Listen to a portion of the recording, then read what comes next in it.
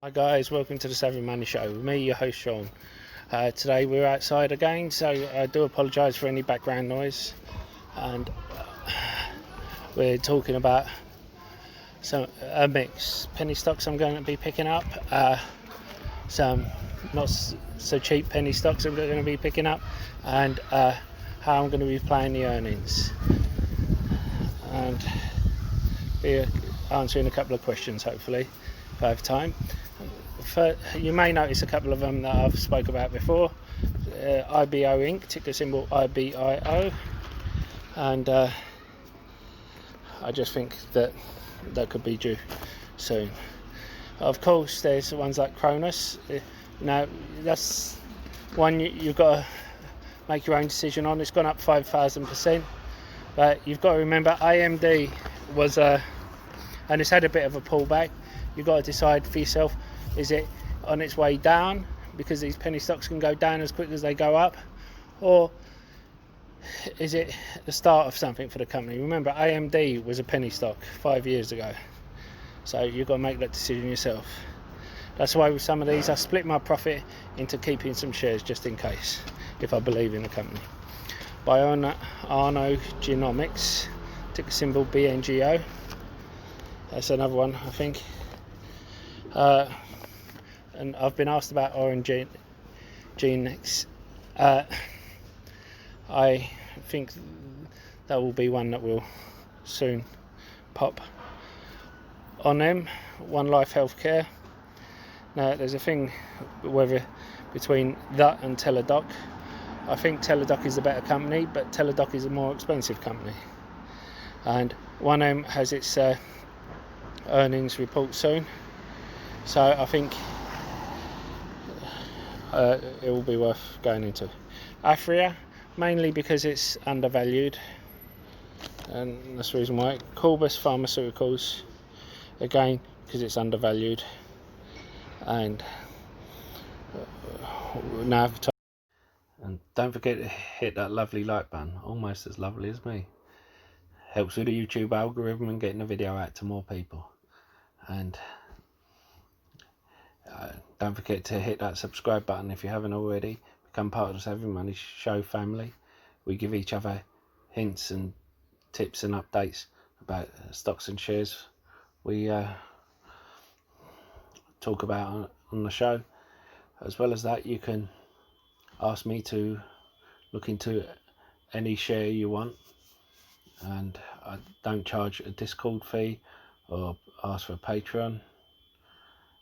All I do ask is for you to comment in the box below and hit the like button.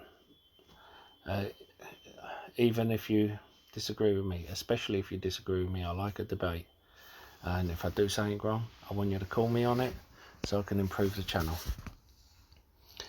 And why not check out the links in the description below? There's lots of others.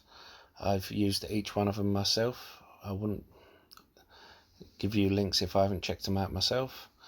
If you're looking for a free trading platform which should trade your stocks and shares, you know, you can get a free share worth up to £200 for signing up and depositing a small amount. A free trade only requires a £1 deposit. The others require £100 or dollars, depending on which one you go for. Stake has over 3,500 US stocks on their books, which is the biggest one outside of the US. Whereas Trading 212 is one of the best and easiest platforms to use. But as I said, I use all three. Anyway, on with the show. Now, you may wonder why I'm next to this Brewdog poster. Well, it's to do with something I'll be discussing later on. But for now, we're getting on with earnings week. I've already spoke about Sirius Logic, where I think they'll be. I think they'll blow it out of the water because they're heavily reliant on Apple, and Apple have blown it out of the water. I've also said about Berkshire Hathaway, I think they'll do amazing with their earnings, and I just think Jake I already said when they were half the value they are now, and I still believe they will go on to. I still believe they will go on to do that. Same with Twilio, Etsy, Wix, all these companies. However, the reason why I was by a Brewdog poster earlier was my question about convertible low notes. Now, I was offered convertible low notes in Brewdog. I've been offered convertible low notes in a few companies, but Brewdog, for a profitable company that have crowdfunded and have been classed as a unicorn on crowdfunding, because I sometimes use crowdfunding. I've done a video on it before. It's pros and cons. Now, I get they do 2 convertible low notes. They do the 8% one, and they do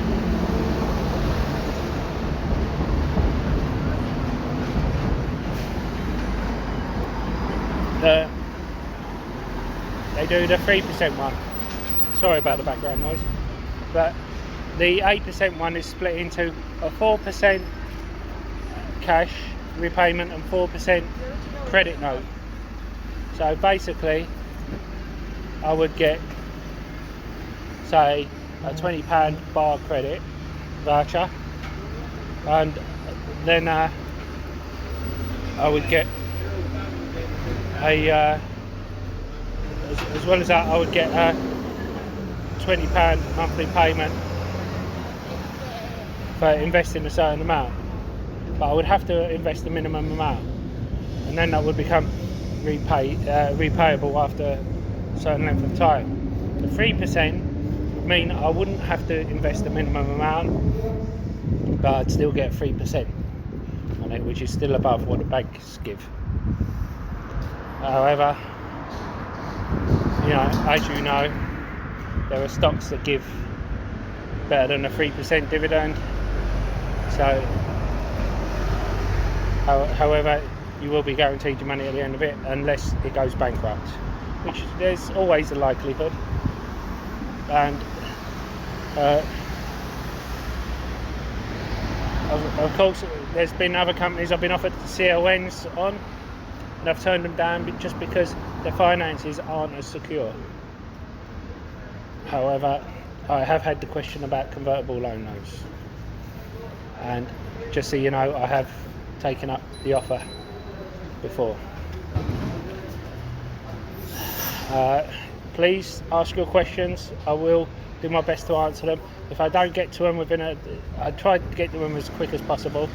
I am planning on getting to the question about cryptocurrency. It's such a wide range that it will take a bit longer than the time usually spent, because to tell the truth, with stocks and shares, I'm always looking into them anyway, so it doesn't take me so long to answer them because I have a wide knowledge of them anyway. Cryptos, I have a bit of knowledge about them because I'm invested in different cryptos, but I'm not as invested, so I don't have as deep a knowledge. And I find Bitcoin is harder to trade, and cryptocurrency is harder to trade than shares. However, if you're holding for long term, it's a bit different. Anyway, that's all for today. Don't forget to comment in the box below with any questions or anything you have to say on today's show. I am sorry about the background noise. Don't forget to hit the like button. They both help with the YouTube algorithm, and I'll see you in the next show. Goodbye. So we have to keep an eye on QQQ, which is the tech ETF, and if it drops below 260, it could well go below 230. Now, if we see it drop below 260, you have to make your own minds up. I will be looking into, as I said before, SQQQ, which goes up when QQQ goes down. it shorts the QQQ. Now, I was asked about Apple's 4-for-1 split. Basically, in layman's terms, if you own an Apple share and it's $4.25 today, you would get 106. You would get 4 shares that would be valued at $106.25. This comes on 26th of August. Comes into effect. It happens on 26th of August, but it comes into effect on the market on the 31st of August. Now, doesn't affect you so much, except for the fact that historically when this happens, Apple shares run up 30% plus. The only time it hasn't has been when the .com bubble burst, and you can't really take that into consideration. Anyway, that's all from me for this morning. I'll see you later. Stay safe, stay savvy, stay investing. Goodbye.